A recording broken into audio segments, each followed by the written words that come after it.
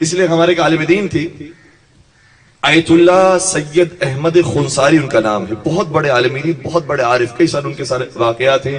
انہوں نے ایک مرتبہ دعا کی تھی، جب قحط سالی کا زمانہ تھا، دعا کی تھی کہ پروردگار بارش نازل فرما. بارش ہوئی اور ایسی بارش برسی کہ لوگ دوبارہ آئے ان کے پاس، کہا کہ آپ خدا سے دعا فرمائیں کہ بارش روک لے. تو انہوں نے دوبارہ دعا کی تو یہ قطع آب ہوا اور بارش بن گئی. اتنے بڑے عالم کہتے ہیں ان کے بارے میں کہ جب وہ نماز شروع کیا کرتے تھے تو اذان اور اقامت کے بعد اور نماز شروع کرنے سے پہلے ایک سلام کیا کرتے تھے. کہتے تھے السلام علیک یا ابا عبداللہ، اے حسین تجھ پر ہمارا سلام ہے.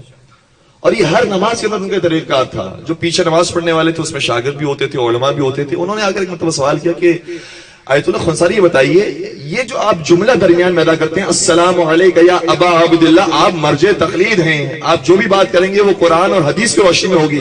بتائیے کوئی حدیث موجود ہے؟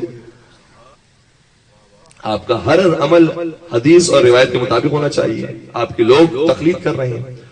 انہوں نے کہا کہ میری نظر سے تو کوئی روایت نہیں گزری، لیکن مجھے اتنا یقین ہے میں جو نماز پڑھ رہا ہوں وہ حسین کے سر کا صدقہ ہے. میں نماز میں کھڑا نہیں ہوتا اگر حسین نے قربانی نہ دی ہوتی. آج میرے پاس دین نہ پہنچا ہوتا اگر حسین نے قربانی نہ دی ہوتی. تو ان کا طریقہ غار یہ ہوتا تھا. اور پھر یہ بیان بھی فرماتے ظاہر آیت اللہ بہجت کا جملہ یہ ہے کہ اگر کوئی شخص اپنی نماز میں خلوص پیدا کرنا چاہتا ہو تو نماز سے پہلے کہے السلام علیک یا ابا عبداللہ، اے حسین تجھ پر میرا سلام.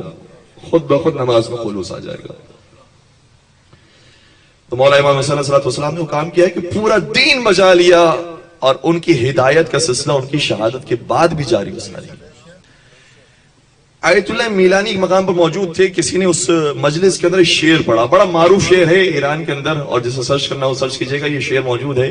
عام طور پر یہ شعر پڑھا کرتے ہیں. کہتے ہیں کہ ای خاک کربلا تو مہر نماز من، آن مہر را بے ملک سلیمان نمی دہم. آئے ہائے ہائے کیا شعر ہے. کہتے ہیں کہ اے خاک کربلا تو، اے حسین تیری خاک کا کیا کہنا. تیری خاک وہ ہے جو میری نمازوں کے سجدے میں مہر بنتی ہے. یہ میری نماز کا حصہ بن گئی ہے، یہ سجدگاہ بن گئی ہے. اور پھر آگے کہتے ہیں کہ اس سجدگاہ کو جس میں آپ کا لہو شامل ہوا ہے، میں اس سجدگاہ کو سلیمان کی حکومت کے بدلے بھی عوض نہیں کروں گا. سلیمان کی حکومت کے بدلے بھی میں اسے تبدیل نہیں کروں گا. جب یہ شعر کہا ایک مقام پر ایک مجلس کے اندر، تو آیت اللہ میلانی موجود تھے، بہت بڑے بزرگ ہیں.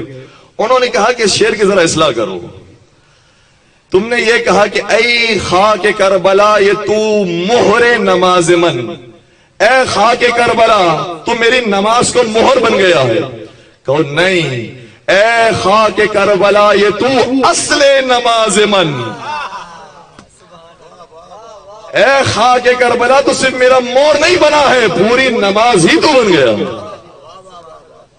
اگر تو نہ ہوتا تو میں نماز کے لیے کھڑا نہ ہو سکتا. مجھے بندگی کا کرنے کا سلیقہ ہی نہیں آتا اگر حسین ابن علی نے اپنا سر نہ کٹایا ہوتا.